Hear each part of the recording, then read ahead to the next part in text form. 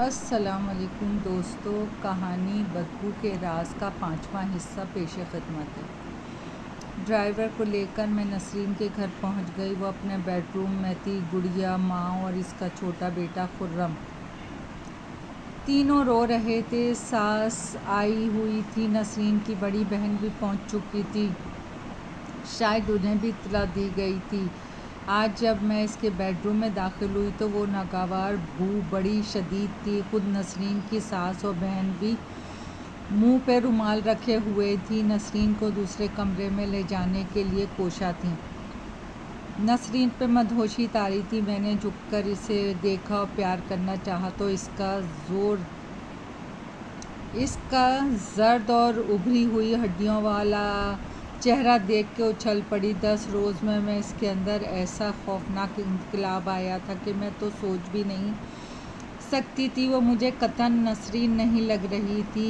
پتہ نہیں یہ بات دوسروں نے بھی محسوس کی تھی یا نہیں۔ اس میں نسرین کی کچھ مشابہت ضرور تھی، مگر وہ نسرین نہیں تھی، کوئی اور تھی، یا پتہ نہیں، ایسا مجھے لگ رہا تھا۔ عین اسی وقت اس نے آنکھیں کھول کے مجھے دیکھا۔ آنکھیں نسرین ہی کی تھیں۔ ان آنکھوں میں پہلے سے بھی زیادہ وحشت، ویرانی اور مردانی تھی۔ وہ جگمگاہٹ، وہ چمک، وہ پیار کا موجیں مارتا سمندر، وہ آنکھوں کے کونوں میں بھری مسکراہٹ، کچھ بھی نہیں تھا۔ میں نے جھک کر اسے پیار کیا تو مجھے لگا جیسے میں نے کسی انتہائی غلیظ چیز کو ہونٹ لگا دیے ہوں۔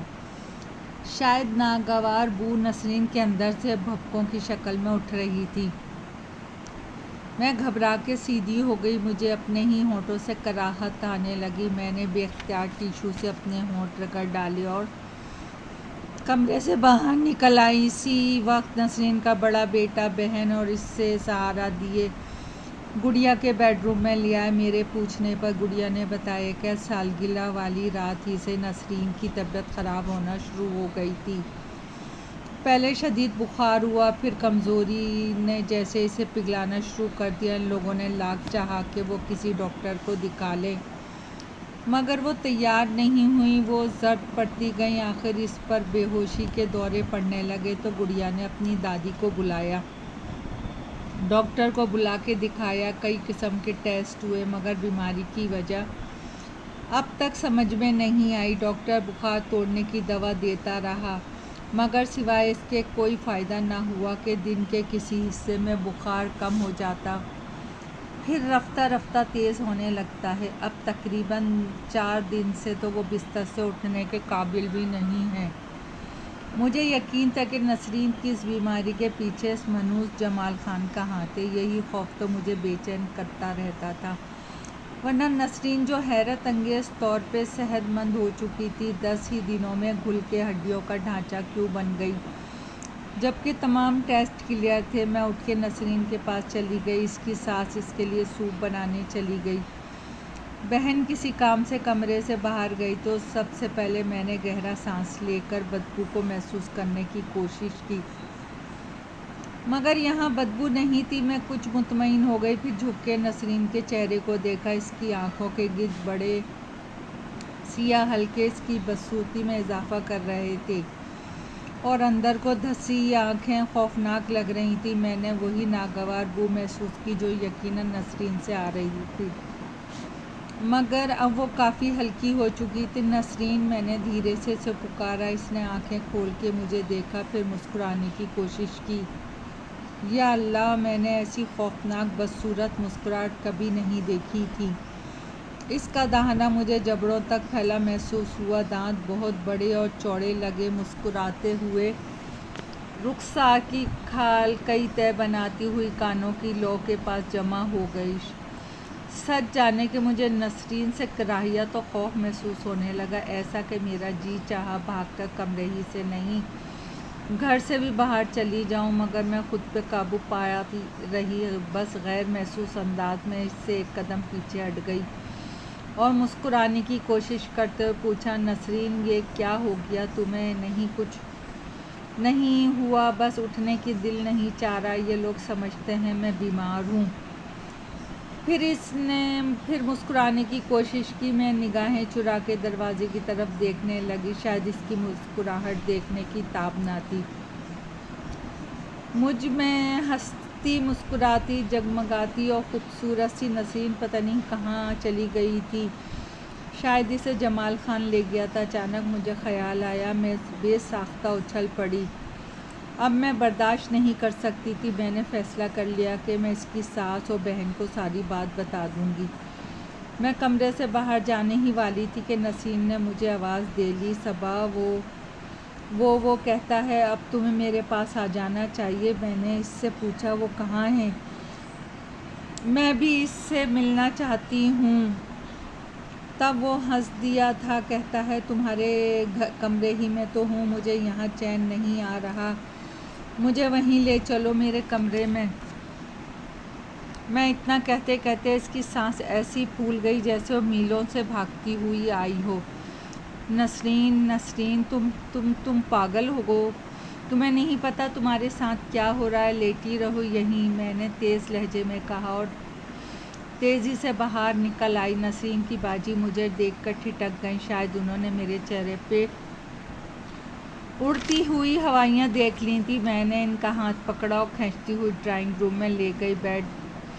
दरवाज़ा बंद करके मैं उनकी तरफ पलटी तो वो हैरान खड़ी मुझे देख रही थी। और फिर मैंने उन्हें शुरू से आज तक नसरीन के कहे हुए आखिरी जुमले तक की सारी दास्तान सुना दी। वो सख्ते कैसी हालत में बैठी रह गई।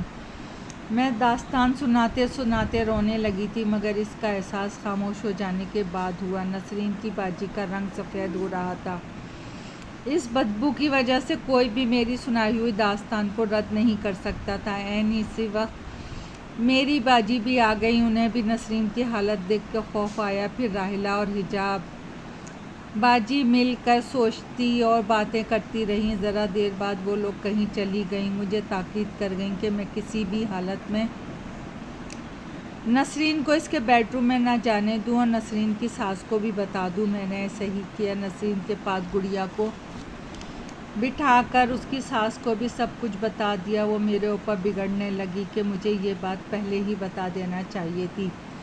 सभी ने नसरीन के अंदर आने वाली गुज़िश्ता तब्दीली को महसूस किया था, मगर ये तो किसी को गुमान तक ना था कि इस तब्दीली की वजह इतनी खौफनाक हो सकती है। बहरहाल तकरीबन घंटा भर बाद बाजी, हिजाब और बाजी लौटी तो उनके साथ सफ़ेद बुर्राक कपड़ों में मलबूस एक बारिश बुजुर्ग भी थे। उनके हाथ में फ़िरोज़े की तस्बीह थी और दूसरे हाथ में उन्होंने एक पानी से भरी बोतल उठा रखी थी।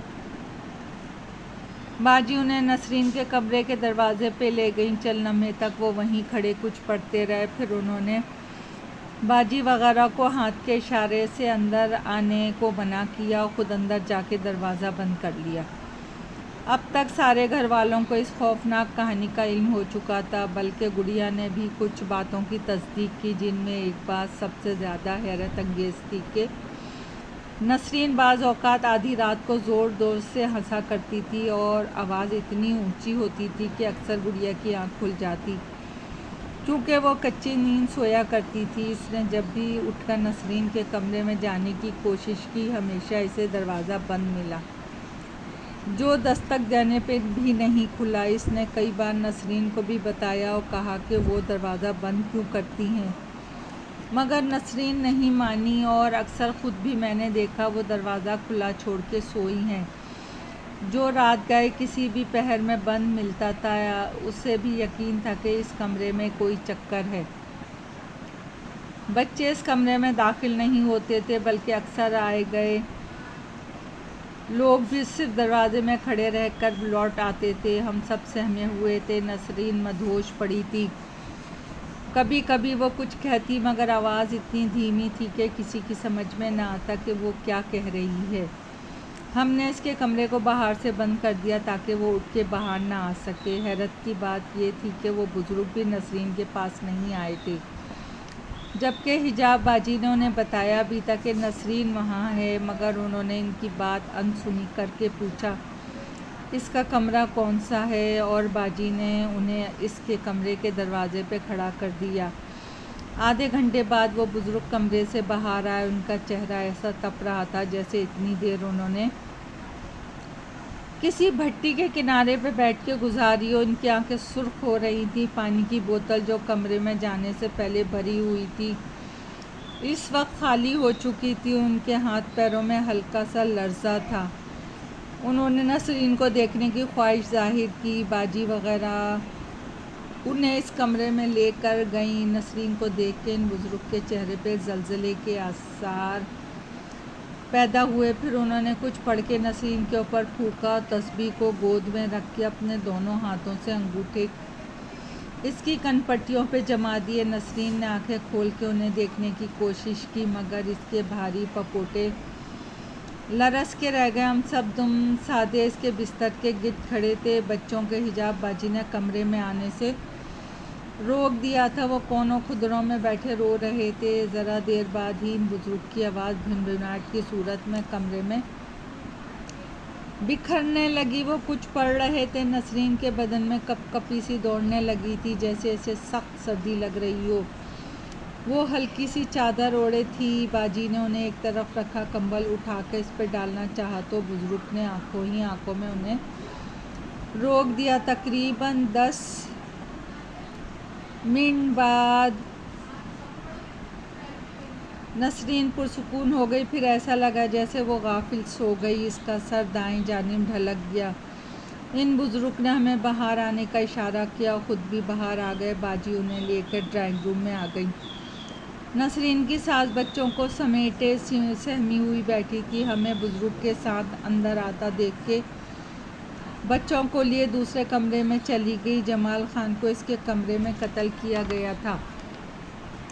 इसकी लाश अब भी यहीं दफन है। बुज़ुर्ग की आवाज़ किसी बम के धमाके की तरह गूंजे। मुझे लगा जैसे मेरे दिल और दिमाग सब उड़ गए हों। हिजाब बाजी और बाजी भी पीली रंगत लिए उन्हें देख रही थी। मुझे ख्याल हुआ शायद बाजी ने मेरी सुनाई हुई दास्तान उन बुज़ुर्ग को भी सुना दी थी इसलिए वो ऐसा कह रहे थे। मैंने उनसे वादा कर लिया है कि मैं इसके कातिल को गिरफ़्तार करवाऊंगा और इसकी लाश निकलवा के अटक पहुंचाने का भी इंतज़ाम कर दूंगा। इसी शर्त पे उसने वादा किया है कि वो किसी को परेशान नहीं करेगा और ये तो हम सब के लिए परेशानी का बाइस है। पुलिस हम पर भी तो शक कर सकती है। हिजाब बाजी ने बामुश्किल थूक निकलते हुए कहा। ये घर आपका तो नहीं है? उन्होंने हल्के से मुस्कुरा के कहा। इसके मालिक मकान से पूछगछ होगी। आप लोग तो चंद माह पहले ही आए हैं ना? सिर्फ 3 माह पहले, हिजाब बाजी ने कहा। फिर परेशान होने की ज़रूरत नहीं, मैं सारे इंतज़ामात खुद करूँगा। आप सिर्फ इतना करेंगे, पुलिस से ताउन करें, इनको इत्तला दे के घर खाली कर दें। इतना कह के वो जाने के लिए खड़े हो गए।